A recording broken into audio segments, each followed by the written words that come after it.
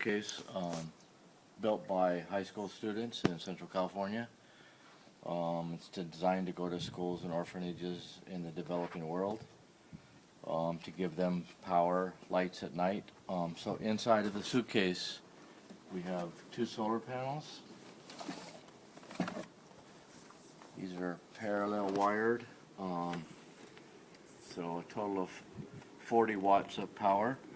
So to hook these up, we have extra wire, and then you would mount this on the roof and just do your connections, and they can only go one way, so you can't make any mistakes.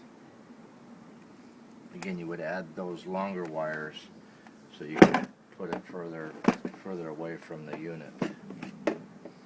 Okay, these are our circuit breakers, so we want to have those off when we hook up.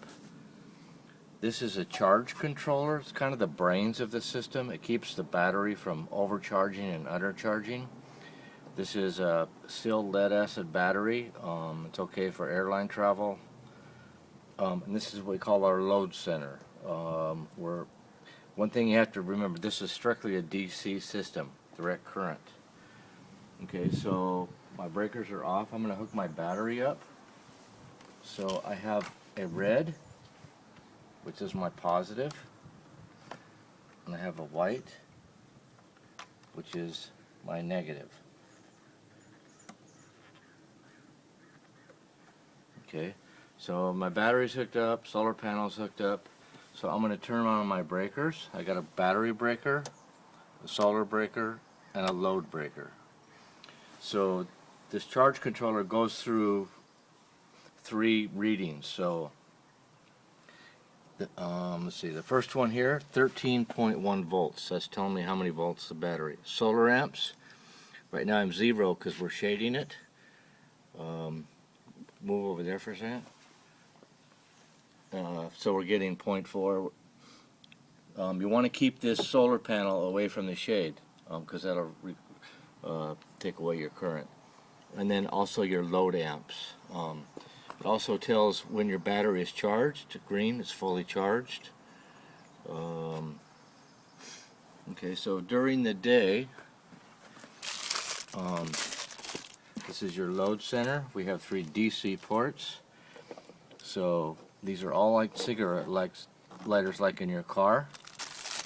We have this package which goes into the USB port, and it has all kinds of different connections for cell phones, computers, so you're allowed to charge computers and phones during the day. You could do it at night, but ideally it makes sense to do it when you're getting sun power. And then at night we made up 2 extension cords. I think one's 25 and one's 35 feet. To get these DC plugs in, you put them in and then twist them. But these are 3-watt LED lights. They're very bright. It's hard to see right now, but they are very, very bright. So you could put them in different rooms and have light at night. They would burn all night, and the battery would recharge the next day with the sun hitting the solar panel. Along with the kit, we send an extra light bulb. These are some tools. We got a Phillips screwdriver, some crescent wrench if you need to take these bolts off, replace the battery. The battery should last 4 to 5 years. So if you have other team members going to the project in 3 or 4 years, it wouldn't be a bad idea just to take a battery. Everything else is pretty much bulletproof and should last and last and last and last. We have these other things we send. This is a student letter.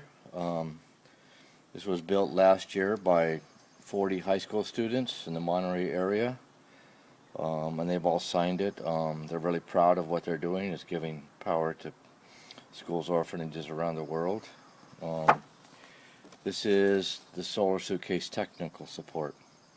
So I've written in here kind of just what I explained.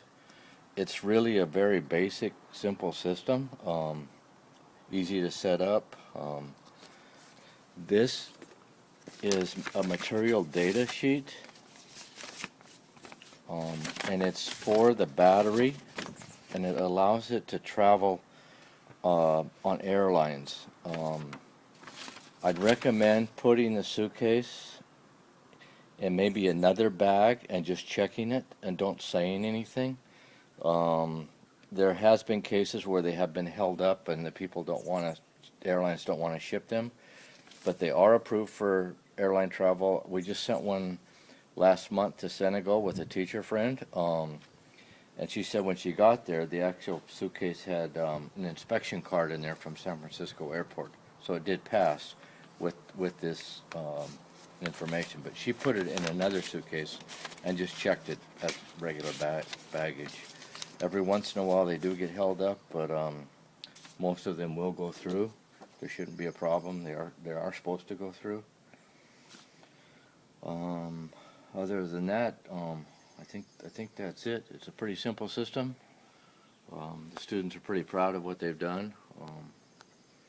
And it's a good program that they're involved in. If you want some information, you could Google We Care Solar, their Facebook page, and you'll find all about how this project started. We've just started rolling out a new program called We Share Solar, where students are building kits. This is kind of the old style, but we have these brand new kits that we're starting to get out.